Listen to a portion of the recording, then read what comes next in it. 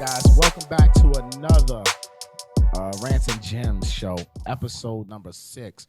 This one I'm excited for. First of all, my name is Matt Garland, NMLS number 58700, better known as MG the Mortgage Guy. And my name is Kiana Watson. Kiana Watson is my name. Okay, I'm an Atlanta real estate broker here in the metro Atlanta area. My license number is 317576. Look, Ayesha Selden is in the building. Man, Ayesha, how are you today? I'm good. I feel like I need some numbers after my name, though. Ayesha Selden, 215. Straight up. You can run down the checks if you want to, but, we know you're not going to do that. So, look, first of all, I like to ask a question when we start our shows, and I'm going to ask you the same question I asked Doug last week. When did you fall in love with real estate? I fell in love with real estate as a teenager reading Toni Morrison books. And it's crazy. Like, if you've read Toni Morrison, go back and reread her. She, way ahead of her time. This woman in Sula, in Song of Solomon, was talking about the importance of land and ownership and owning shit.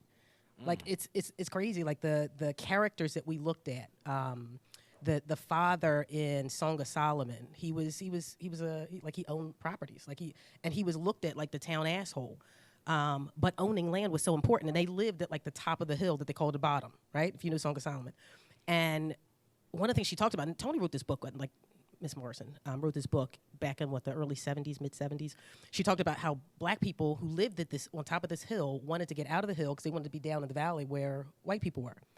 And they were so pressed about getting out of land that they owned. And then they moved down to the valley finally, but then the land that was the most valuable was up in the hill. Right? So that's when I fell in love with real estate. Just hearing as a 14, 15, 16-year-old, this woman's on to something, right? So I remember we lived in the hood. And the reason I say that, if I can do this, anybody can do this. My mom was 16 when she had my sister. She was 19 when she had me. My first home was in Passyunk Homes, the projects in South Philly, right? So I'm not a suburban kid, right? I grew up literally, when I say mud to millions, I mean that shit, right? So, we grew. My mom, she put herself through nursing school. She went to Temple University. She became a registered nurse. She had a great support system. My grandmother watched my sister and I because my mom was basically a teenager, raising kids. I mean, we were all raising each other. It's funny looking at pictures of my mom with us as kids. It's like 3 fucking kids. Wow, we were all children, literally. So we moved to a house in South Philly that back then we called Saigon. My mom bought a house. It was a low-income home. She paid $30,000 for it, $25,000, $30,000 for it. Got it through a grant program. And if you know South Philly, this area of Saigon, right between 12th and Christian and Catherine, we were relatively close to downtown Philly. We always walked to downtown Philly, but it was still hood. Right around the corner was a high-rise project. We were rich in the neighborhood because we had a car. We had an in-house laundry. So we were the rich kids in the hood, but we still ain't had no money, right? Yeah. And I remember telling my mom, because she was thinking about selling the house, I remember telling my mom, I said, Mom, don't sell this house. I think it's going to be worth something at some point, right? Me, 15-year-old, 16-year-old me who was reading Toni Morrison, by the time I get to college, we were moving to Germantown where we could get a bigger house. My mom had got married, and we had she had stepkids, and we needed more space. And I remember telling her, I think this is going to be worth something someday. It's rough now, right? But I don't think it's always going to be that way, right? And in my mind, I'm thinking of the bottom that Toni Morrison talked about, right? At some point, this is going to be worth some stuff, right? My mom sold that house for $40,000 in 1998, and within a couple of years, the value started escalating, right? It started gentrifying. They knocked down the high-rise project around the corner, and they built green space. We never had no fucking parks. I literally have. That's when you know you're on something. When you see the parks coming, watch out. Listen, so I tell people all the time, and people because I talk, my Twitter bio is very simple. It's anti-poverty. Right? Because I still have the physical manifestations of poverty still on one foot I got a burn, this foot I got a scald, because if you lived in the projects back in the 70s, 80s, the water was so hot. Yeah. If you turned it on, my aunt went to grab me a towel. There was no water in the tub. She went to grab me a towel. I turned on the water, scalded my foot. We had no green space. So one day I'm sitting at the fire hydrant. That's because what you did. You played in the fire hydrant as a kid. Yes. And I'm sitting on the side of the curb, and the kid rides over my foot with a bike. So this foot, I've got tire tracks, literally still, right? Wow. So, when I hear people say things like, I love the struggle. Fuck that. You are. That's a fact. No, yeah. No. I will never glorify poverty. It's not a badge of honor. it's not where we're meant to be. Facts. Right? It's not for us. It's not beautiful, right? I love to hear how someone came from where they were and is that a beautiful story of I came from here and I got here? That's a wonderful story. That's a beautiful thing. But what I'm never going to do is glorify the struggle, right? Glorify poverty. It is not for us, right? It is a system that put us there intentionally. Yeah, but that's we'll probably get to that, right? Yeah, we're going to get to that. So so my mom sold this house, and I remember thinking like, all right, it is what it is. I was probably 19 at the time when she sold it. I was just starting my freshman or sophomore year at Temple University as a business major. And shortly after that, started seeing the prices elevate. That house that she sold for $40,000 within like maybe 5-10 years was worth about $500,000, and as was condition. And she sold it for how much? She sold it for $40,000. And I remember thinking, so here's when it hit me. It hit me when it dawned on me, $40,000. How much of a mortgage is that, right? I'm asking MG the mortgage guy. You know exactly what that is. That's probably like $200. It dawned on me that working as a bank teller in college, I could have bought that bitch. That's a fact. Right? I could have bought it. And when that hit me, like, if my mom was scared because she was scared to be strapped with 2 mortgages. She's not a business, like, she's a nurse. She's a, she is a beautiful person. She's a worker. She doesn't think the way I think, right? So when it dawned on me that 19-year-old me should have bought that house, and that was like a legacy that still should have been in my bloodline, blew my mind. And I said, you know what? I'm never gonna let that happen again. Like, so revenge season for me was I'm gonna go back to my neighborhood. So when I started going back, listen, like it was on and mother effing popping, right? So I went back to when I first started getting heavy into real estate. I wanted to go back to the exact same neighborhood that I lost money on, right? Because when I say lost money, it was sold, right? It was no longer ours. So I went back to that neighborhood. I couldn't afford it. Right, I went through Temple. I graduated. I became a licensed stockbroker. My first year out of college, I made like $50,000. Second year out, I made like close to $100,000. And I was like, all right, I'm ready to. I thought I was balling. 23, 24 years old. I was making 6 figures already. And I was like, all right, I'm gonna go back to that hood and I'm gonna start buying stuff. And I was like, damn, I can't afford the neighborhood I grew up in, the streets I walked every single day. I can't afford it. Right? And I remember thinking, you know what? I'm never going to let somebody tell me that the neighborhood is worthless. Right? I'm not going to let somebody tell me that again. So I just said, you know what? I'm no rock. And when I tell y'all if I can do this shit, y'all can, because I'm no rocket scientist. I started thinking, like, let me just go a few blocks further south. Can I afford there? No, that's still expensive. So let me just go a few blocks further south. And if you know South Philly, you then eventually, from Christian, you eventually hit this major street called Washington Avenue. And here's what people were telling me. Black people, white people, everybody. So I was a stockbroker at this point. So my white colleagues were like, I don't know about that. Ayesha sounds kind of hood to me. but low-key, black people were like, I wouldn't go there either. Like, that's kind of ghetto, girl. Ain't nobody going to live there, right? Yeah. So I remember thinking, fuck y'all, right? All y'all, right? Because somebody told my mom the same thing, and it kept her head up, right? Yep. So they said, don't go south of Washington. And I said, you know what? Okay. I'm going to go south of Washington. I'm going to go south of Washington. Just because they told you not to. Just because they said don't go south of Washington. And most people are broke, right? So with the same stuff that most people tell you, do it anyway, right? So I said, I'm going to go south of Washington. That's a gym right there. That's Hold a on. big gym. Hold on. Most people are broke. Broke in pocket and in mindset. Both. Right? Speak Both. on it. Right? Double broke. So y'all gonna tell me what to do, right? Because worst, like, and I always think worst case scenario. What's the worst thing that could happen? I fail.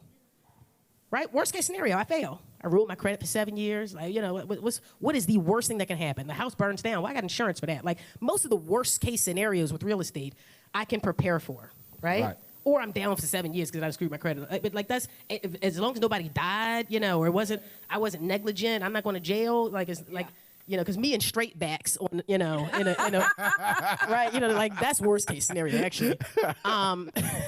So I went a few blocks south of Washington. I started buying there, and this was right. If y'all remember the period, this was right around the time where the market had crashed. And that's when I really, because I'm a very opportunistic investor. I don't see real estate as the end all and be all. I'm not, like, real estate is not my career. My career is finding assets that will pay me. I don't care what it is. Like, real estate is just one of the things that I do, right? Like, when I say own some shit, I ain't saying I don't say own real estate. I say own some shit, right? Yeah. You know, landlording ain't for everybody, right? not. Short term or long term. So when I say own some shit, I mean own either some real estate. I own stocks. I got a lot of stocks. By the way, when I graduated from college, I became a licensed stockbroker, so I own a lot of stocks. Yeah. Stocks were my first love. When I say own some shit, I just started buying artwork, black artwork. Right, I just bought a couple pieces by an amazing artist, a guy named B. Moore, and I'm gonna put them in my new place that I'm built. Like, so when I say own some things, because listen, because also black people, we've been knocked down by capitalism, right? Like if you can be real, right? And so we have like this kind of like there's this moral fine line between like can I really invest in some of this capitalist stuff? Like I get when black people say that to me, considering our history in this country, I get it. Right, and I'm not gonna sit there and act like wish your point. Like we all gotta be like I get it. So the key is to find something that works for you because the reality is in America you do have to own something. That's a fact. Right. That's the reality. So that was a long way of saying how I fell in love with real estate. I mean that was a great way. Well, you gave it to us though. You definitely gave it to us. There was a lot of information in what you just said. But let's talk about you fell in love with real estate. You went south of Washington. You didn't listen to what anybody told you to do. Right? You went there, you went to the hood, no one wanted to go there, and you got your first property. Yep. Tell us about that. So to back up, that's where I started investing, when I started investing aggressively. My first property I bought when I was 2 years out of college. I was 23 or 24. I actually bought a property in West Philly. I bought a foreclosed property. And I called that property my equity piggy bank. Doug said something earlier last week during his segment that he basically, used the property and just kept pushing it forward, right? So, that's what I did. I basically took this first property that I bought to live in. I had a house hack. So that was, for me, like a house hack is basically I bought a 3-bedroom foreclosed property. My mortgage was like $600 a month. What kind of loan did you get? So this was back in 2002. The shit I got, I don't think it is. Like I got 108% financing. Whoa, hold on. So this was the Wild Cowboy days. This was wild. This was the wild. So you got 108% financing. 108% financing. Jeez. Oh yeah, that was some different Good stuff. So I don't even talk about the financing in my first deal. Like I have no idea. Like what that was just. I mean, people say, are you surprised as to what happened in 2008? Hell no. Like why would y'all give me that much money? Yeah. So I got 108% finance loan. It was my primary. I had to live there because this was the old like Golden Feather website where you found a property. It was a HUD home. You had to live in there. I lived in there for a couple years. I had a roommate that basically paid my entire mortgage. The mortgage that she gave me, the rent that she gave me that paid my mortgage, I used my money of living free and I stacked that capital. And I bought another property a couple years after that, put 20% down from the rents that she was giving me. And then I waited like from 2004 till 2011. Again, I'm an opportunistic investor.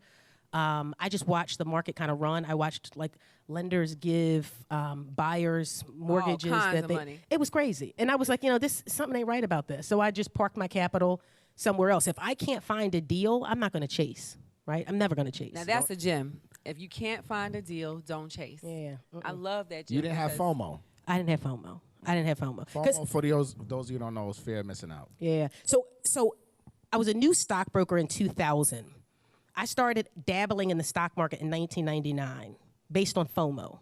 Because if you were around during the late 90s, there was this thing called the .com bubble. Yeah. Right? And that was my first investment. Yeah. I was like, well, this is hot. Yeah. So all the stocks that were going up, like Netscape, AOL, like these like crazy companies that were going ridiculous. That was my first investment, and I lost 70% of my investment within a year. Wow. So for me, I don't you ain't never got to worry about me and FOMO because I see already how been FOMO there, goes. done that. Yeah. Yeah. So if I cannot find a deal, these folks who are like, I'm one of 96 bidders on a house right now, and I'm willing to go, way over asking. I'm like, good luck with that. Me and you on the same page. Yeah. I ain't with that life. No. But again, we ain't overpaying for shit. But again, you guys are not retail buyers. Sorry. No. Yeah, no, we're not retail buyers. They're not retail buyers. Let me not at just all. say that for the realtors that are in the house, the people that are watching, and you're buying your first house as a retail buyer, those rules do not apply. Preach to them. These are investors. They're coming from an investor hat. You heard her. Yep. She got capital. You know, I'm looking for deals. I'm scouring the earth for deals, however I can find them. So I bought this property in 2002. I stayed there for a couple years, rented it out once I left that house, and I rented it out for a number of years. And then when the financial crisis hit in 2008, 2009, 2010, I started watching the market, and I said, you know what, I've got this equity piggy bank. I've held this property for a number of years. So I took a HELOC against it, a home equity line of credit, which is that's my favorite product. Right, I love me a good old nasty HELOC. That's just the sexiest. Listen, I don't need HELOC is bae. Listen, that's HELOC is motherfucking bae. I don't like refinance it. Like the thing I like about a HELOC is I can use that thing over and over again. Right, it's flexible. I don't have to pay any interest on it. Like, and I am like anti fees. I've never done hard money because I'm not paying. You 12%. You want 12% of my money? Like I've never done a hard money loan, but just because I am very conscious of how I spend my money, right? I'm willing to pay people for their services. But I am truly looking for the cheapest debt possible, right? I want to pay as little as possible. I hate banks. Banks to me are the man, right? Sorry, brother. That's all good. He said what he said. I hate banks too. So I'm I know, Matt, I know. So I'm very cognizant of how I spend my money. So I pulled a HELOC against this property. And I use that to basically like go and get the revenge and go get my equity that I was entitled to when we sold that house, my family house, in 1999. Reparations. That was reparations. But now, we got to make sure we let people know a HELOC is a home equity line of credit. Yes. Okay, you take that out against the property. Clearly, she owns this property free and clear, so she can take her equity out of that property, which is cash. It's a cash line, and she can use that to acquire other property and do anything else that she wants. Yep. And I just kept flipping the money. So I bought my first property in South Philly in 2011. I paid $56,000 for it. I took some cash out of my pocket, renovated it, put a tenant in the property, and I had that property was free and clear, right? So I'd used the HELOC from that first property in West Philly. So I went to the bank and I said, look, I got this free and clear property. I got a tenant in it. Like, can y'all give me a loan against this property? Now I'm willing to take hard loans. I want my HELOC there that I can play with, on the side. And they did. They gave me a home equity loan, which was like $49 of closing. They gave me a home equity loan against this property. So my only out-of-pocket cost was $49 to close on that home equity loan. They gave me a loan against that property. So I then had proceeds to pay off my HELOC. My HELOC was free and clear. Bay was free again. And I just took that money around the corner and did the exact same thing. And then I just kept replicating. Rinse and repeat. And the crazy thing about real estate investors or any business people in general, sometimes we do something and it works so well that we stop doing it, right? You can always play Monday morning quarterback. In retrospect, now I was investing heavily in South Philly back in 2011, 2012. In retrospect, now knowing how much those houses would have appreciated, and I had no idea would appreciate that much, because keep in mind, at this point, I am south of Washington, where everybody was telling me, don't go. You don't go south of Washington.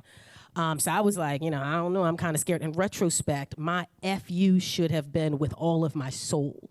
And I should have damn near gone bankrupt trying to buy as much as I possibly could in South Philly in 2011.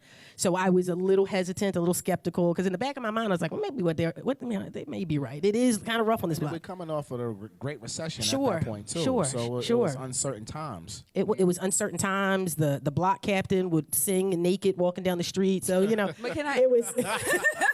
Block captain? Oh, yeah. If we think about it, there's always uncertain times. We're in uncertain times now. Yeah. No, so if you think about real estate, we're always in uncertain times. Think about it. From every cycle, every year, it's always uncertain times. So you can't wait for the perfect time to say you want to invest. There's no perfect time. Yep. Agreed. I 100% agree with that. All right, so you started in 2011. You had a little shaky, but then you just said, fuck it. I'm going to go balls to the wall, and I'm going to go after mines. I did. So revenge. It's time to attack. Revenge, yeah. Mm-hmm. So, I mentioned earlier that I'm really just looking for places to park capital. I started a franchise in 2014, and my income shot up substantially. So I had a lot of capital then to deploy. So once 2014 came and my franchise was up and running, because my how I kind of see and approach investing. I always want income from multiple sources, right? And we hear that that cliche, I want multiple streams of income. Like we're probably tired of hearing people say that, right? But you need it. But you need it. As long as they're all bringing in streams. I think some of us want multiple streams. It's like, all right, what? Yeah, we're getting at least 6 figures. Like each stream needs to bring in something to carry its weight. Correct. Don't just say you have multiple streams of income and it all adds up to something you can get from one stream. Then that doesn't make sense. You're just wearing yourself thin. Agreed. So I had this. I had a franchise. I had real estate. I had stocks, and essentially my franchise funneled money into the other two. And for me, that was my focus was how can I create a business that I was interested in, right? So I tell people all the time, like, if real estate may be the place you park your capital, but if you can generate or if you can have a business that generates a sufficient amount of capital, the question is, what are you then going to do with that capital? Right? Most people, as their capital increases, they get a business, they get a better job. And keep in mind, you can have a 9-to-5 and still get it, right? So if you got a 9-to-5 and your income increases substantially, the issue is most people, when their income goes up, their lifestyle goes up, right? We call it lifestyle inflation. Yes. Right? So they don't have that opportunity to park that capital. I read that in her book, you guys. Oh, yeah. I talk about lifestyle inflation. Millions, y'all. Multi-millions. Multi-millions. And it's so true. It's very important to have your income increase and just wait till you see how you can live that lifestyle. And, one thing I learned about wealth, and that's just for me, again, reading books, following people like Ayesha, being a first generational person that is actually making money and living a certain lifestyle, you do fall victim to capitalism. You do fall victim to, I need that bag, I need that outfit. But I feel like you can definitely find a way to do both, but you have to invest. You got to own some shit. And one thing about Ayesha, it's true. You start making that money and you're inflating your income and you're like, all right, I made an extra 100,000. Let me spend an extra 90,000. You'll never grow. You'll never generate generational wealth like that. So that's in her book, though. Not trying to plug her out, but I read that book like twice during the pandemic, so I can plan my strategies. The key is to also. Thank you for shouting it out too. By the way, I got you. The key is, obviously as your income increases, there are going to be some allowances that you give yourself, right? I don't want people to feel like, like a damn slave, right? Like all I do is work. So let's break that down for the people, right? Because a lot of people have this problem. They don't know how to financial plan, and this is what you do very well. Yep. So within reason, because we know you get paid for this. Yep. Oh yeah, 100% within reason. Yep. Right. How can the audience, financial plan? In your advice. Yep. So the best thing to do if you're trying to plan and figure out how much I should save is really to begin with the end in mind. Right? So to know how much do I need at the end of this? What is my monthly income need to retire me? Right? What does that number look like? And then back into the numbers to figure out, okay, how much do I need in, let's say, a stock portfolio to get there? How much do I need if I had stocks and real estate to get there? And then, okay, well, now that I know how much I need in stocks and real estate in order to generate this monthly income need, how much do I have to save in order to get there? That number should be dedicated each month. So if you blow everything on Balenciaga above and beyond what you need to park in terms of savings to get to your end goal, who cares? And the thing is, like, do what's important to you. And that's what I always say to people all the time. Like, you shouldn't be out here spending for, to please or, show somebody else what you got. Like, I don't care about, like, any expensive thing I have. It's usually because it's that house, baby. It's the house. We're gonna have to get to that. Yeah, we're gonna get to that in a minute. It's the house. But you're not overspending. I'm not. You're not overspending. You're frugal. I'm pretty frugal. You living like you're broke, so to speak. Yeah, no, right? I will come out of a house worth a couple $1,000,000 looking homeless, and that's a vibe to me. That's homeless vibe. That's a vibe to me. Listen. Okay. I feel so good riding around Philly in a dented pickup truck with trash in my flatbed. Dang. But that works for me. Like and we're not all the same, right? I mean, when I tell you I got my 380 in the console, like somebody would bother me. Ain't nobody.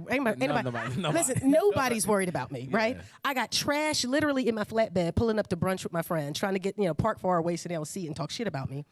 My side door got dents in it, but I feel so comfortable. That is my element, right?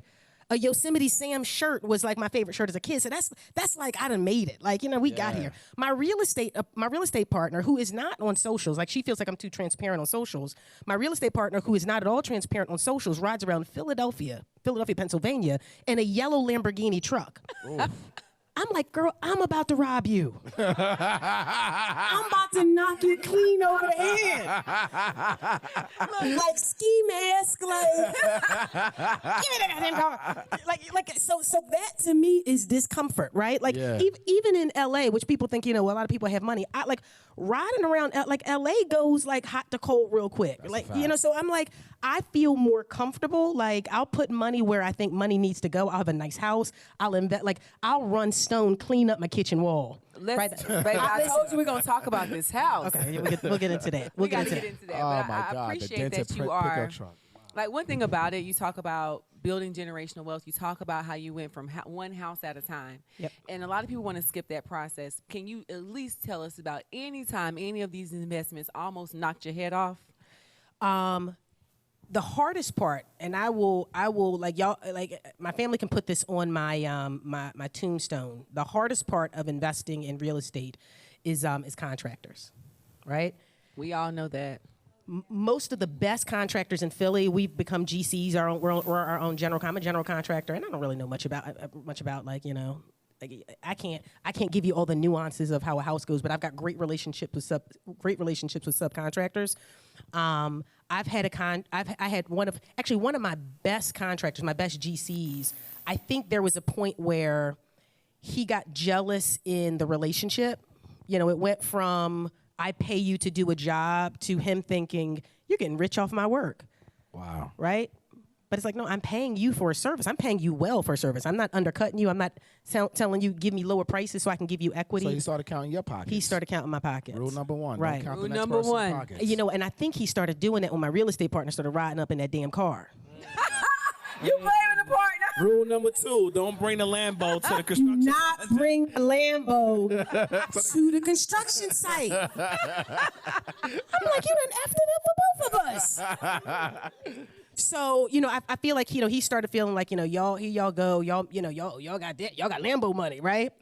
So, it ended up being a disaster. He had like closed walls, bad work. It was bad. We had to rip open. I mean, that probably, because it was a 4-unit building, that probably it was a six-figure mistake. And I remember thinking, shortly after that, I went and got my GC license. But we've been there as investors. I've been on projects where, contractors disappear. Contractors, I'm a huge advocate of making sure that you don't give a contractor too much money up front.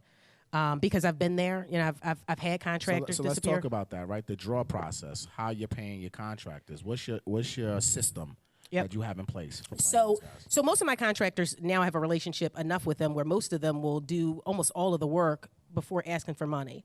I do almost all of my deals cash. So I'm not borrowing, I'm not financing, I don't do hard money, I'm not.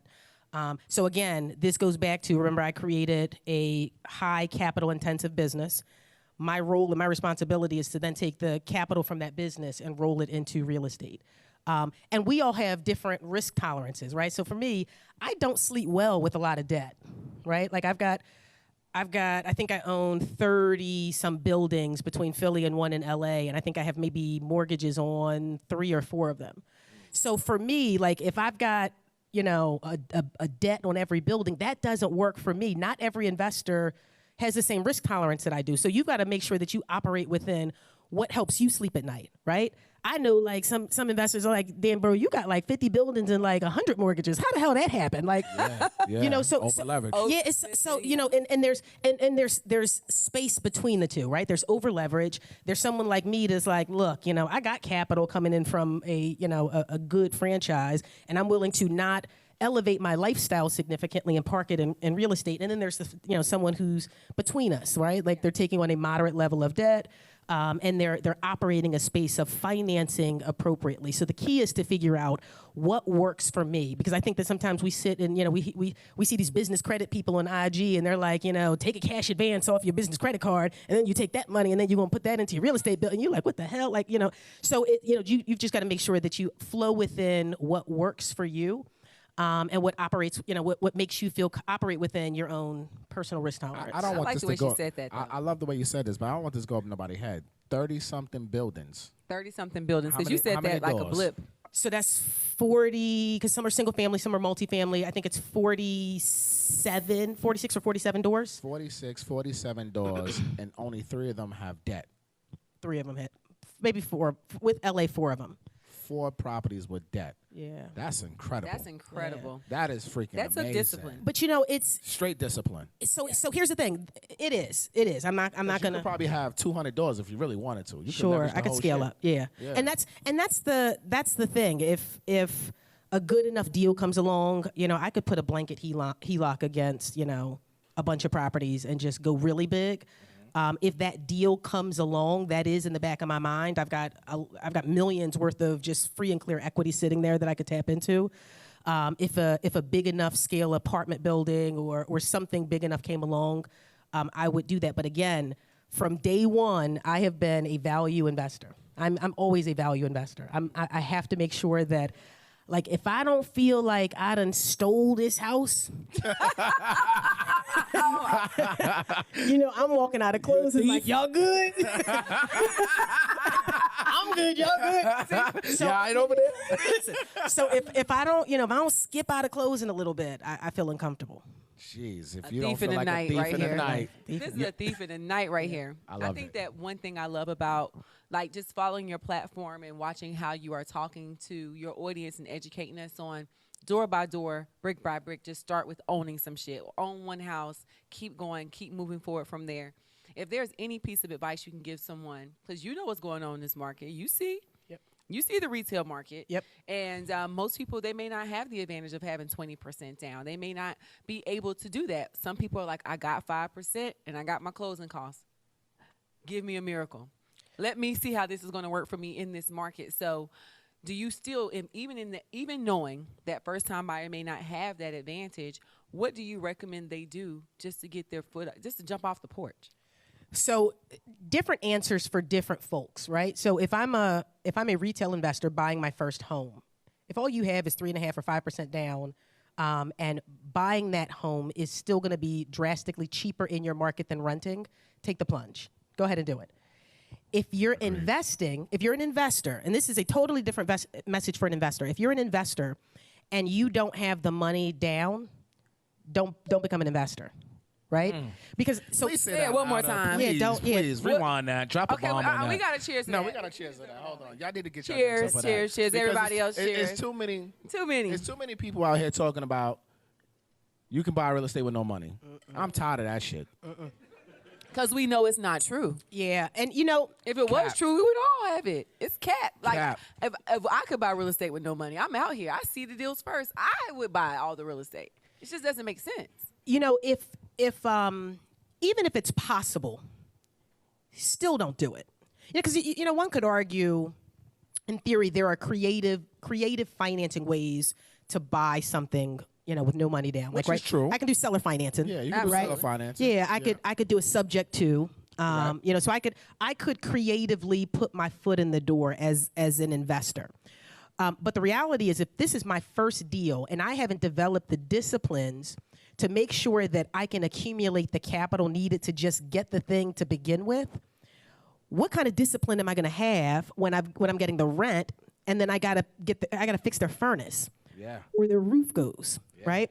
People often wonder, like, you know, for folks who say, you know, you got that coworker, I had a bad experience as a landlord, I'd never do that again.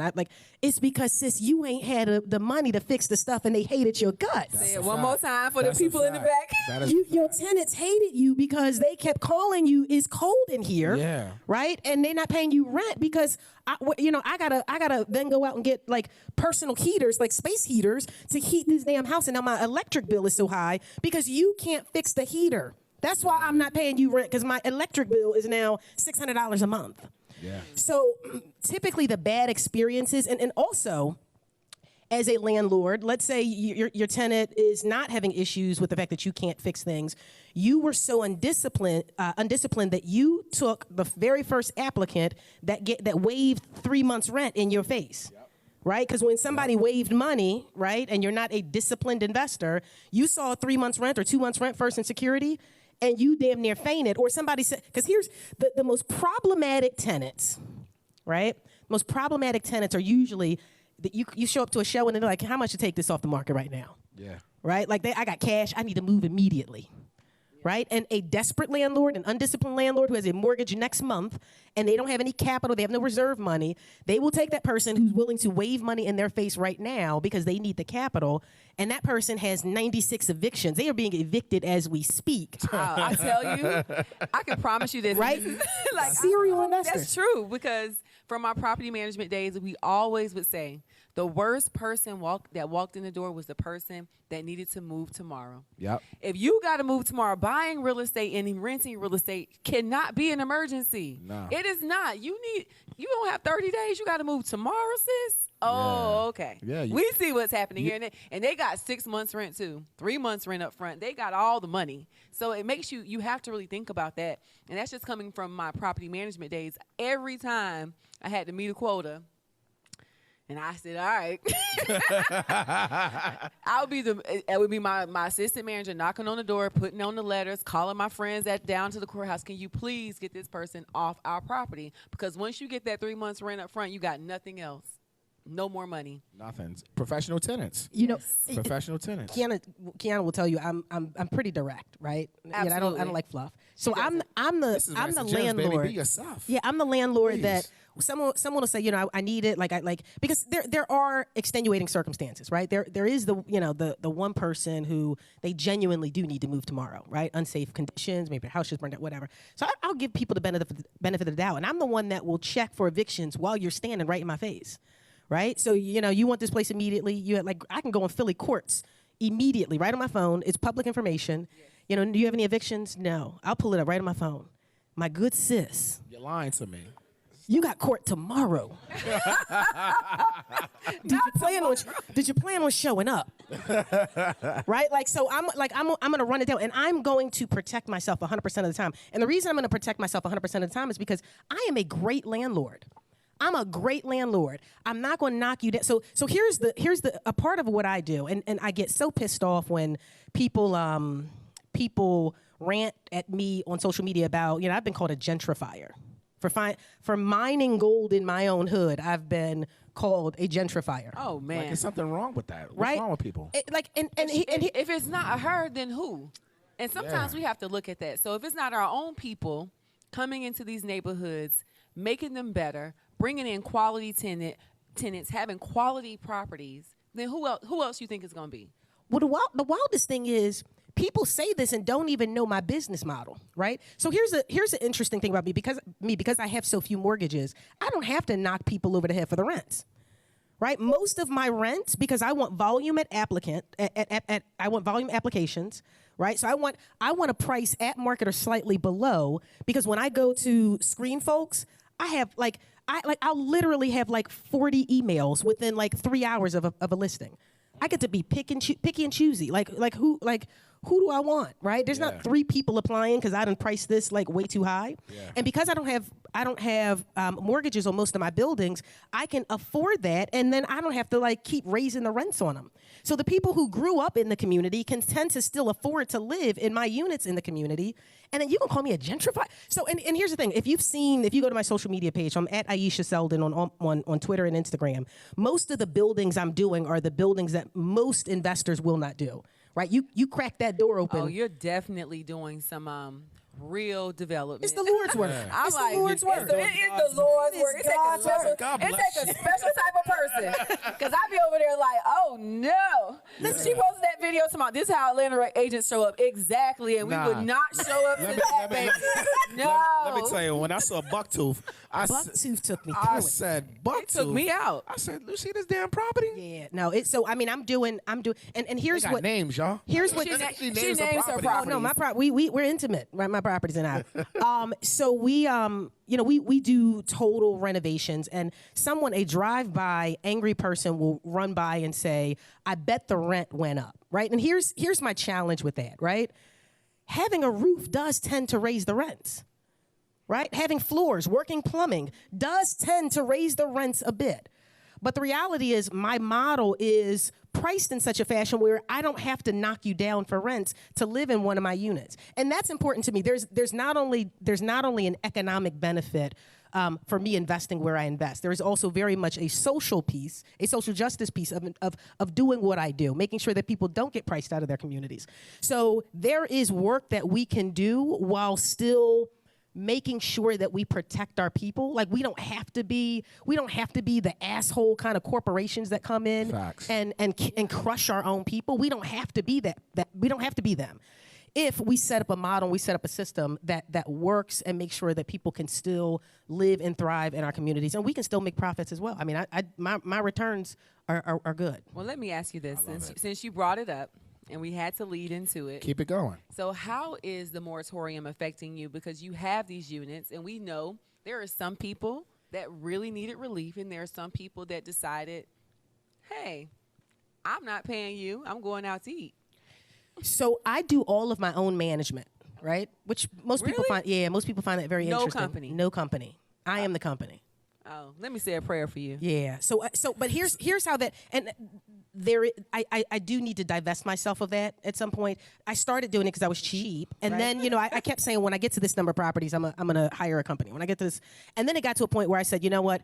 It's so big now, my rent roll could afford to hire someone who works for me exclusively. So now, that's... You build it in-house. Yeah, I would. Put them on a salary. That's exactly what I would do. I would build it in-house. But the reason I've had issues delegating that is because I do it well, right? My tenants tend to stay for years because I do it well. This goes back to your question, Quiana, about the moratorium. I had one tenant who was a hairstylist. Her salon shut down. We had such a good relationship because I'm a damn good landlord. She just said, you know what, I'm going to leave. And she just left. Wow. So, I didn't have to pay her to leave. I didn't have to, I didn't have to, kick her out. I didn't have to, threaten her. I didn't have to take the door of her apartment off. All the stuff that we've heard. Yeah, all the slum laws. All the things we're seeing. She just left because, we'd had a great relationship up to that point. She knew I was a person talking to a person. Yeah. So when it got ugly, she just left. And all my other tenants have been cool. Philly had a rental assistance program that 2 or 3 of my tenants applied for, and they were approved for. But all my other tenants, thankfully, have been okay. So that's been a non-issue for me. My issue with the moratorium is simply that you cannot unilaterally enforce a contract where when a landlord and a tenant sign a contract. It is, I will, you can stay in this house for this amount. My issue with the CDC stepping in and saying, well, no, they don't have to pay this, but you can't do anything about it, is that is unilaterally enforcing a contract, just one-sided. Yeah. So I get you can't have that many people. What are you gonna do with them? Are you just gonna kick them all out? That's a problem too. Absolutely. I think that if the CDC was gonna step in and say, I'm only gonna enforce part of this contract, I think that the government should have then paid those landlords as a result. 1,000%. That's the part. Yeah. So let me ask you this. That's what was missing. Let me ask you this, because you said something. You self-manage your properties. You got 50 doors, 50 people that you're responsible for. What is your system, right? How are you dealing and managing all these buildings, these people, the repairs, and you're in California building your dream home, got your franchise. You're not just doing this full time. You have other businesses. Yep. So what is your system? How are you self-managed? Because a lot of people out there don't want to hire a property manager, but they don't know how to property manage themselves. Yep. So what kind of tips, what are 3 actionable items for someone who's getting into real estate and they want to self-manage? One, you've got to make sure that you have a good team of contractors. Right? If you have no contractors, you have to delegate it. That's your bread and butter. And when I say contractors, you've got to have a roofer on deck, a plumber on deck, an electrician on deck. You've got to have an appliance company on deck. All the things that you don't even think about, you've got to have those numbers on deck. And it's totally okay to not stress yourself out trying to coordinate calendars, right? So if my tenant texted me a couple days ago, my washer's not working, I'm not calling the appliance company. Here's the number. I have an account with them. Tell them you're my tenant. Schedule a date that works for both of y'all. Y'all figure that out, and they'll call me and tell me what's wrong, or they'll call me for billing. Right? So I want to streamline that as much as possible. The second, make sure that you have all of your tenants on an electronic payment system. You will never get me showing up to your door for rent. times are hard. People are crazy. You've heard all kinds of crazy things about landlords being hurt, injured, whatever. Like, I'm never coming to your door for What rent. systems are you using? So I make it easy for tenants. I'm hood. Like, you can Cash App, Venmo, PayPal. Like, We accepting all digital payments. Apple Pay, Zelle. You accepting Bitcoin? She said she wanted to get it how she lives. You know Bitcoin? Listen, if somebody said I got Bitcoin to send you, I would figure it out. Okay. Trust me, I will make it as if you want to send me some Bitcoin through Cash App, like, we'll figure it out on this side. Okay. So, I literally will make it as, so you're not going to tell me, oh, you didn't have Zelle. Yes, I do. You didn't have Venmo. Yep. And you can even put the tagline in the Venmo comment section. Like, you can send me money any way that you want. I've got 2 tenants that have an account number because they're older and they're like, they're literally older. So they go and physically make a deposit. But otherwise, all my other tenants, they figure it out electronically. I feel sorry for your bookkeeper. Wait, you feel sorry for me? What did you say? That I'm the bookkeeper, Baby. You feel me? All that money from all different ways. So literally, when it's time to sit down to do taxes, I legitimately fear for my life. It's like literally everything shuts down for a good solid month because I've got to then accurately account for everything because I'm doing it all. And I also I trust my bookkeeper. I trust her wholeheartedly. We never As steal. you should. Yeah. So and then the third thing is I have a lot of spreadsheets that just keep my life in order. So if you're not organization, if you're not, and again, I use spreadsheets because that works for me. If a black and white composition book is what works for you, have a system that will work for you to make sure that you can keep everything adequately. Some people are sophisticated. They're using QuickBooks and whatever. Spreadsheets work for me. Great three steps. That's a great 3 steps. I like that. So now that we've gotten through that part, we know that, you own all these houses. You collect your rents however you want to get them. You own all these buildings. Let's talk about how you've been able to say, all right, now that I've created this cash flow and I'm living this life based on this cash flow, how did you end up in this house in the hills in Cali? We just got to talk about Let's it. talk about the dream house now, because you could have I gotta been, talk about it. purchased your dream house. She could have years been ago. got it, but I've True. been following the Years journey. ago. True. So, I made a commitment to myself, and I talked about it a little bit at the end of Mud to Millions. I made a commitment to myself as I'm 43 now. In my early 20s, I said I went to LA, and I said, you know what, this is a vibe, right? In one shot, I can see mountains, palm trees. I can see snow-capped mountains. I can see the water, a skyline. The weather is perfect. I flew in the red eye from LA this morning, and I was like, damn, it's humid as shit here. Yeah. Yeah, I had, it's but I love it here in Atlanta. So it had been a goal of mine for a long time, and then finally I finished a 4-unit building cash. I bought it cash. I renovated it cash, and then I rented it. And I said, I added up the rents minus expenses and all that stuff, and I said, you know what? That could buy me a 7-figure. These rents could buy me a 7-figure place in LA. Just this building, and I can dedicate this building, which is very much it's still in the hood, right? It's right near Temple Hospital. I said this building, these net rents could buy me a place in LA. So I'm going to dedicate this building to the place, the commitment that I made to myself almost 20 years ago, and I'm gonna see it happen. So I bought the place in LA in a predominantly black section of LA. It's View Park, which if you know LA, it's like Baldwin Hills, View Park, Windsor Hills, which is a very affluent neighborhood. It's literally a hill of Huxtables. Wow. It's a hill of Huxtables. Your neighbor pulls up and is like, "Hi, I'm a professor at UCLA. My wife's a professor at UCLA." I'm like, "Get the fuck out of here!" You're just a dime a dozen around here. It's in Philly. If you know Philly, Philly's a tough city, right? Any predominantly black community in Philly, it's not well taken care of. Yeah. Money wasn't invested in the city, in our neighborhoods. It doesn't give you this same vibe, the same energy. We deserve it in Philly, Absolutely. Right? We deserve. You look around the country. How many affluent, predominantly black neighborhoods are there? You got not many. Yeah, Atlanta. Listen, y'all popping down here in Atlanta. Yeah, Atlanta. You got Maryland, PG County in Maryland, for right? sure. Yeah. But when you look at most predominantly black neighborhoods, it's not too many. It's not too many. A handful. Yeah. So I said, you know what? This is where I want to be. Like, I ain't got to worry about folks calling the cops on me. Literally, when the neighbors see me developing the house, they stop and say, you know what? I'm so glad it's you. And you know what I mean. I love it. I'm like, wow. I love it. Right? It's so that to me is like, you know, an enormous sense of a girl from Philly, right? Yeah. An enormous sense of pride. The Fresh Prince. Yeah, the Fresh Princess. literally.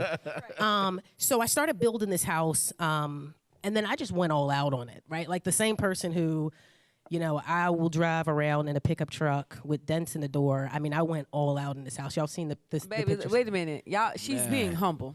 Yeah, This she's house very is in big. the She's been hills. really humble right now. I was like, I ain't never seen this type of toilet. We were all up late at night on Instagram. I don't know why none of us sleep. We on here arguing about a $10,000 toilet. You just put your hand over Yeah, and they give you all the feels. Yeah. Guess who gets the toilet? Yeah, it's in my place. Guess the marble. This marble going up the wall. Like, I'm on this every time she go on live, I got notifications set because I'm just like, what else is she gonna do? And I'm like, my room is over there on the right. But what's so admirable is I know that she got it out the mud to get it. Yep. Absolutely. And she's like, all right, she even with her cheap self, like, listen, frugal self, she wanted to choose one building. She got all these doors, but she wanted one building to make sure it was taking care of this dream home so she can finally lay down as much as she possibly can whenever she can, because we know she's not going to stop. Yeah. No, that was. your house is dope. I love your house. But what I want to know is, because a lot of people want to invest out of state. You're from Philly. You're not from Cali, right? You're managing a multi-million-dollar construction project. Even though this is your primary residence, this is still an investment for you. Yep. How the hell are you managing this, right? Because a lot of people want to invest out of state, Yep. maybe in cheaper markets, but Yep. they have a fear of that management, the construction, Yep. building a team. How did you go about doing this? You know, I'm a huge advocate of investing where you have boots on the ground, right? So I've got trusted relationships in that market. So even if I can't physically be there, there are people that I can put hands on, like, not physically, but I can say, look, I need you to Tap 'em in. Yeah, I need you to get there. I need you to be there. What's happening? And the beauty of technology today is you don't have to physically be there anymore. FaceTime. Yeah, you got FaceTime, you got Zoom, I got cameras set up all around my, like, I can see, like, you weren't there because I didn't see you on the camera. Like, I know you weren't there. Yeah. So, we've got so much technology, and I say to people all the time, there's a bunch of my friends that live in LA. I'm a cash flow investor, right? Like, I'm not going to risk or bet or speculate on appreciation. LA appreciation has been fantastic, but when LA investors ask me where should they invest, I'm like, I wouldn't invest here if I was y'all. Like, if you want to buy your primary, like when you got FU money, sure, buy you a house here. But from an investment standpoint, most of my LA folks are investing in Baltimore, Philly, St. Louis, Detroit, Memphis, Cleveland, Dayton, Ohio. Like, they're investing Cash in flow. Chicago. Yeah, they're investing They're for investing in cash flow. Yeah. So, and I understand and completely. Like, if you live in an expensive market, if you can't find deals, like for me as an investor, I've got a 2-question, what I call like litmus test. When I'm thinking about investing in a community, the very first question I ask myself is, can I imagine a reasonable mom feeling comfortable raising her kids here? Right? So, like, maybe I would live there, maybe I wouldn't, but would a reasonable mom feel comfortable raising her kids here? If the answer to that question is no, I don't even care what the numbers are. Right? We're not even going to get there. Like, if I pull up to a block, I was thinking about investing in Baltimore, and I told the realtor, this looks like we are on the set of The Wire. The Wire, for and real. scene. Like, girl, you can slow this car down if you want to. I will pull off without you. I can't. Wow. Right? So I'm not going there, because if I'm like, who in their right mind would live that? I'm self-managing. That's who I'm going to play ball with every month for my money. Like, no. Like, if you can't even be your right mind to live there. Like, we're not doing that dance. So the answer to that question is yes. My next question is, from rent roll only, I don't care about appreciation. I mean, appreciation is great. Don't get me wrong. I love appreciation, but I need my chickens to come back to me through cash flow. How long, any capital that I deploy, how long is it going to take that capital to What's come back your to rule? me? How long? So for me, net income, 10 years or less. 10 10 years or 10 less. years or less. And when I analyze every deal, because the problem is debt makes a deal look better than it actually is. When I do a formula, and I know different investors use different formulas. A lot of investors use a 65% rule that Doug talked about last week. I use a formula, and you can all Google this, called unlevered yield on cost. Unlevered yield on cost. So whether I'm buying the property cash or not, right? Whether it's cash or not, I assume my entire acquisition and renovation will be cash.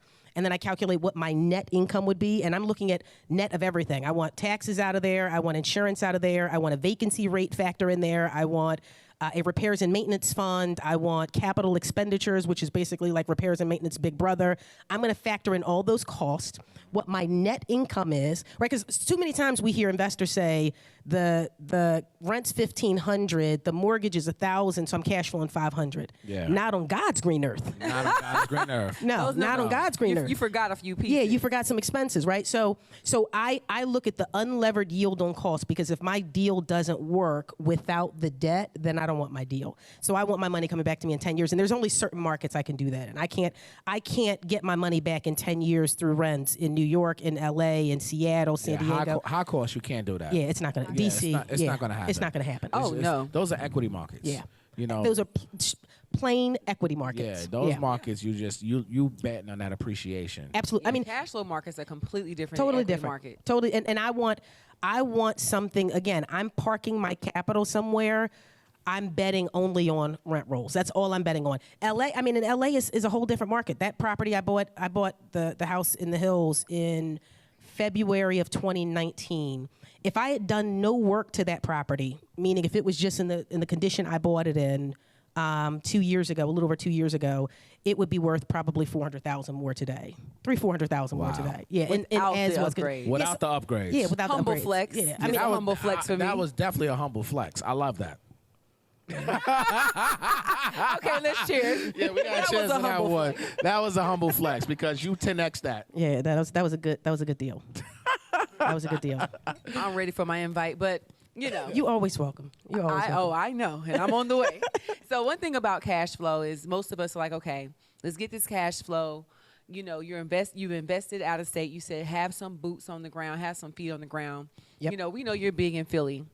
So let's go back to Philly real quick. We know you invested in there. Let's go back to Philly. Is Philly a good cash flow state for those that are watching? If they want to invest in Philly, do you feel like they can come and not get their heads knocked off right now? Absolutely. You're going to have to find a deal, look for a deal in Philly, because like most markets, it's absolutely wild right now.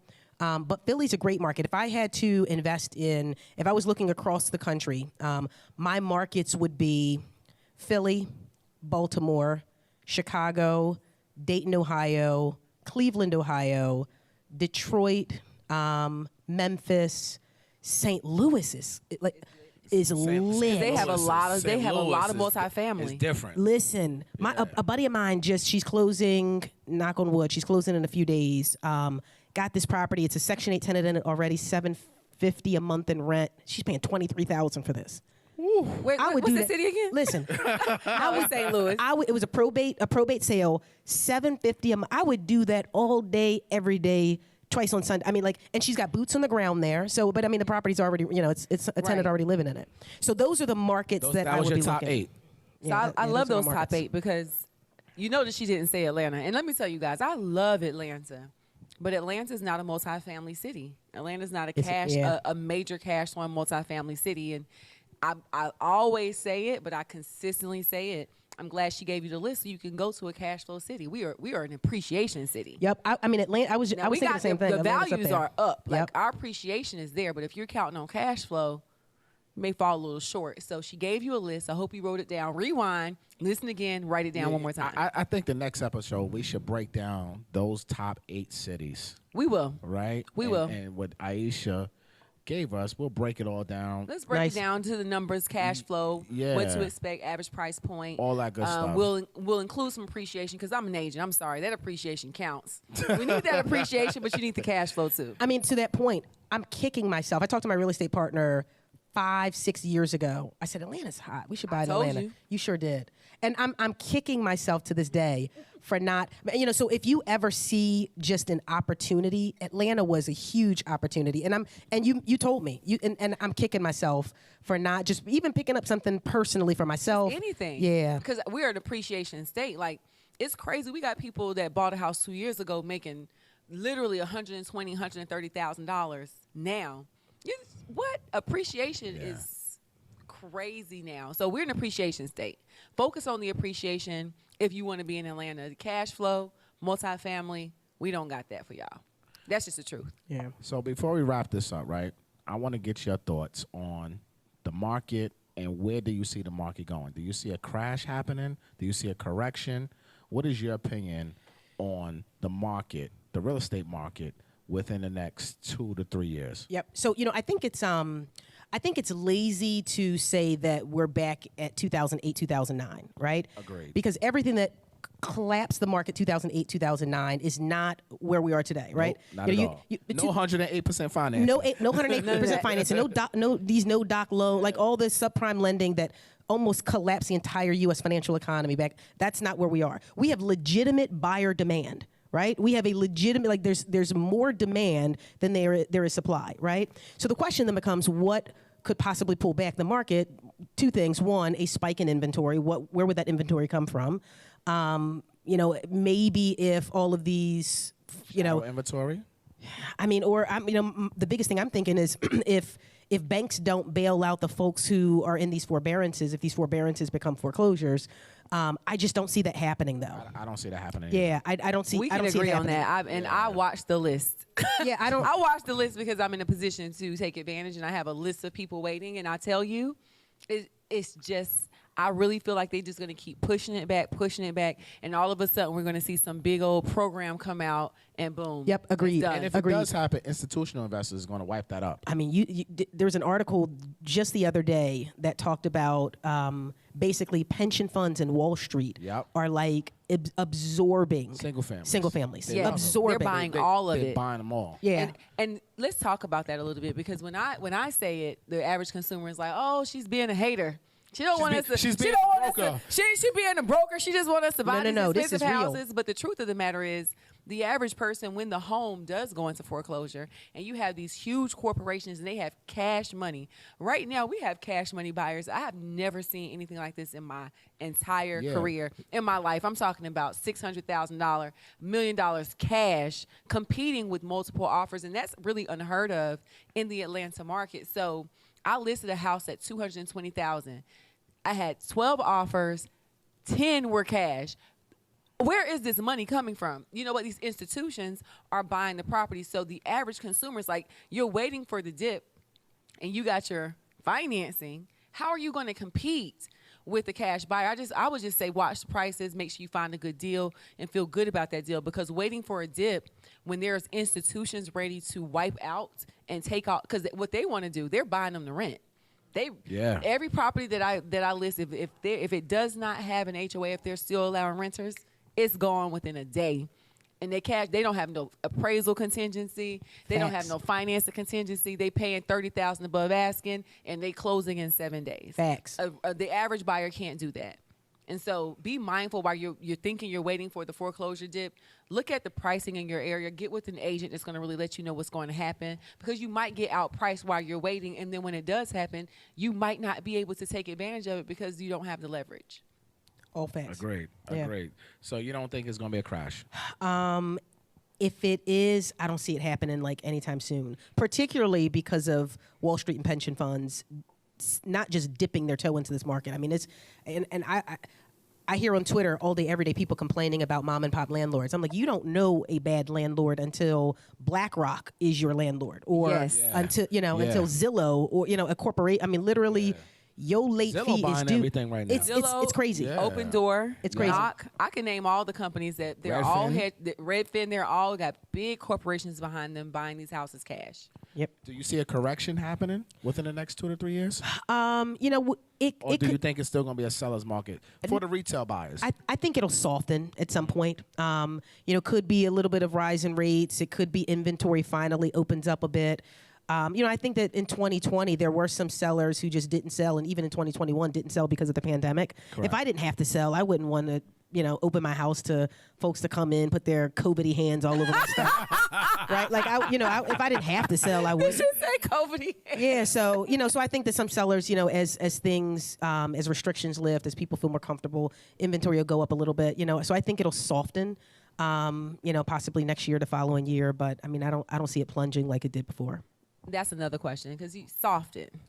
So like you said, all the prices are up. Let's just talk from your experience. You're in Philly. Prices have gone up. So when you say soften, do you mean soften as far as having more inventory, or do you say, all right, that house is $400,000, but now it's going to soften down to $200,000? No, that's a full out plunge. That's a full out That's plunge. not happening. That's beyond the crash. Yeah, that's no. a plunge. Yeah, so I'm 50% off. Yeah, no. I $400,000 house maybe goes to $350. I mean, it's not gonna. In 10%. Yeah, That's in what I'm 2008, thinking. 2009. We all say the same thing. Yeah, I'm thinking 2023, 24, probably 10%. Yeah, it should be interesting to watch. Somewhere around there, but it's gonna be interesting. Yeah. But it was good to get your opinion. So yeah, we because the people trust you. You're the people's champ. Oh, you definitely are. So I got a question for you. What's that? You're on the Rants and Jim show. Yep. Facts. You're going to have to give us a rant, and you're going to have to give us a gem. What is one of the rants that you get? Like, what is something that you always are asking? Like, listen, y'all need to position yourself for this, and then give us a gem. Tell us how we can get like you and live in the hills, baby. My rant is probably how a question that we talked about earlier, which is how can I become a real estate investor with bad credit and no money. My position is it takes a lot of discipline to be a good real estate investor. To be a good landlord, it takes a ton of discipline, to be able to not spend those the extra rent money on increasing your lifestyle, to actually put that in a reserve fund and not touch it. I know landlords that were getting rent checks and then still lost the property because they were using the rent on personal expenses. I'm like, well, how long was the tenant not paying rent? Oh no, she's paying the rent. Well, where the hell's the rent? Your job as a landlord is to take the money from the tenant, pay them more. Like you're like a conduit from tenant to lender. I see that happen all too often. So I think that there's a ton of disciplines that need to happen up front before you can be a successful investor. So that's. Love that. That's my. I don't know if it's so much a rant. Rant. It is, yeah, okay. That's a rant That's a because good rant. everybody want to be an investor with zero money. It's a rant. And it a needs to be said. 520 credit score. Yeah, no, you got to fix that And no stuff. job. First. Yeah, no, baby, no, baby. So what's the gem? The gem is, if I can, you can. I'm truly not a rocket scientist. I promise you. Like if I can, and I, people ask me why I'm so transparent on social media about the house I'm building, like all this stuff. I truly feel like, because when I was a kid, before my mom bought her house, she rented, and our landlord was a white guy, Mr. Mitch. So I never saw a black woman landlord. I never saw like a black woman or a black person own so much property. I'm so transparent because I want folks to see that look like me, that like if she can do it, and I promise y'all, what is super special about me is that I believe that I deserve it and that I can do it, and that I think, worst case scenario, I fail forward, I'll learn some lessons, and I'll still be okay. I love that. Big gem. All right, so we got some people in line. Looks like we have 2 questions, and we want to get your questions answered. You have the floor. Ask your question, and Ayesha is ready.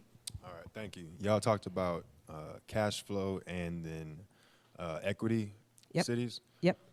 Do you have any indicators that one would change from one to the next, like Chicago going from cash flow to equity, and then vice versa?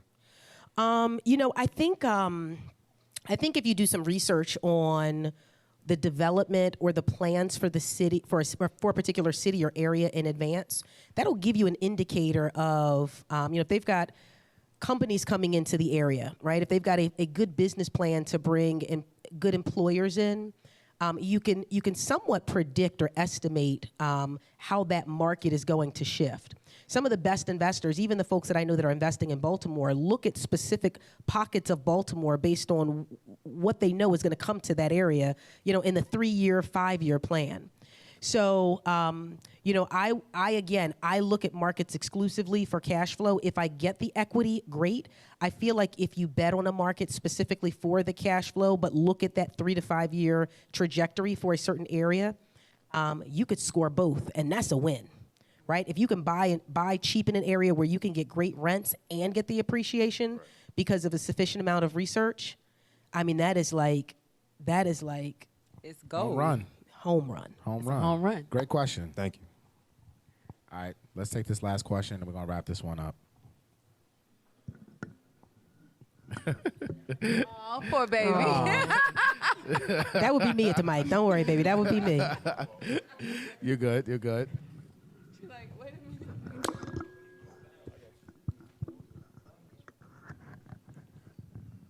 minute. Slight adjustment.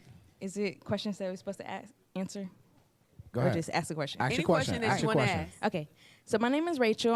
I live in Atlanta. And so I was just really just asking for advice. Had to write it down because y'all been giving the drinks. I'm like, Welcome to the Rants and Gems. So I'm younger, and I've always been interested in real estate, but I felt a little intimidated because I am younger, and my dad was in real estate in the 2008 market.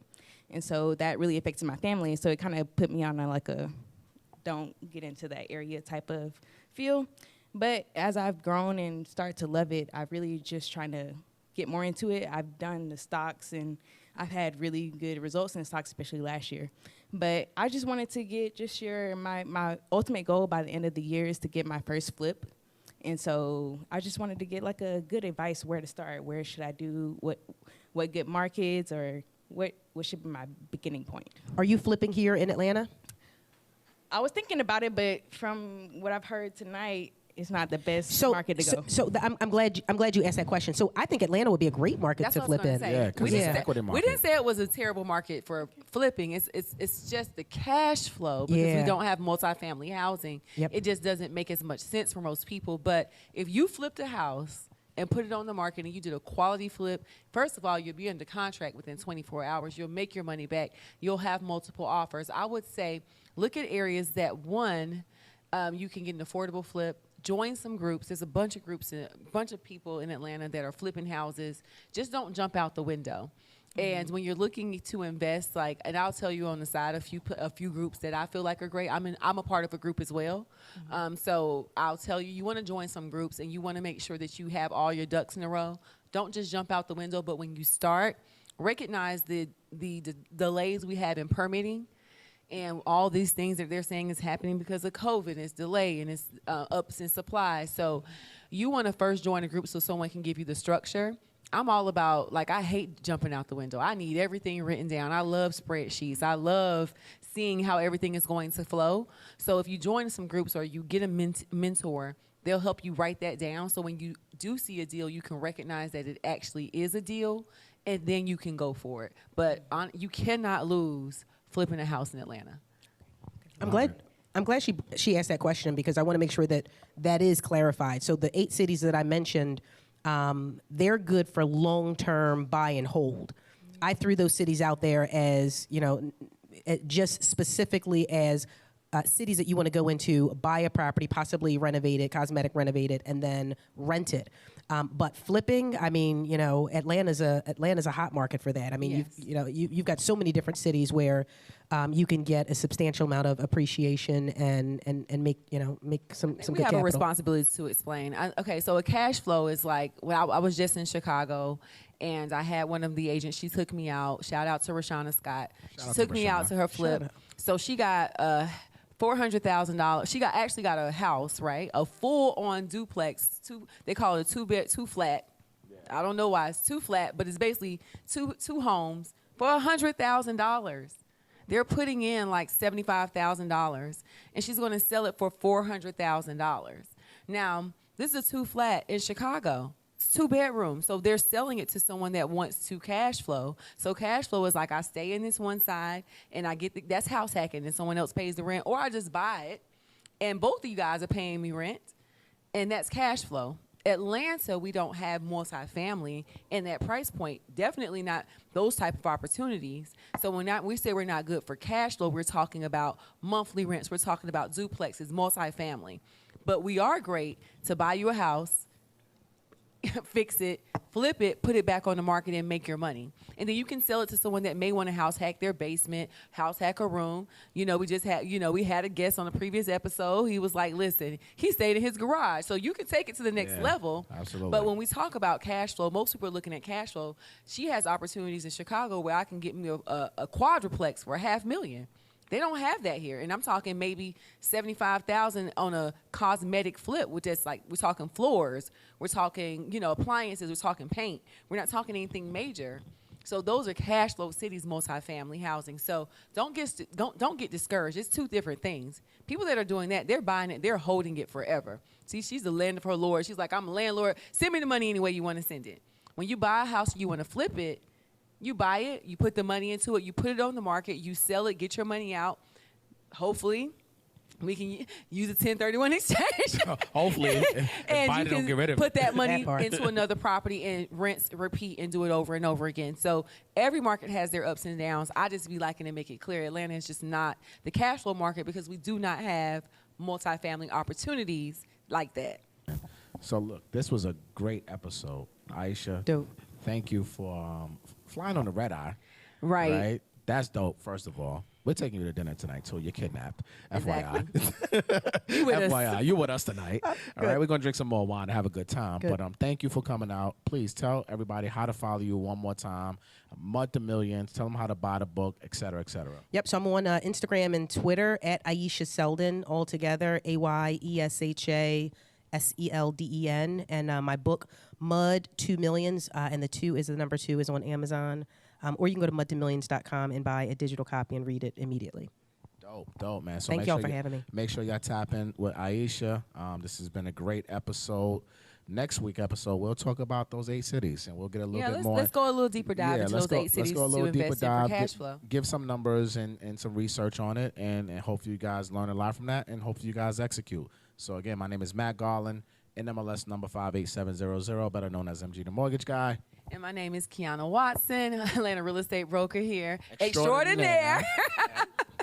License number 317576. Thank you guys for tuning in to the Rants and Gems show. Peace.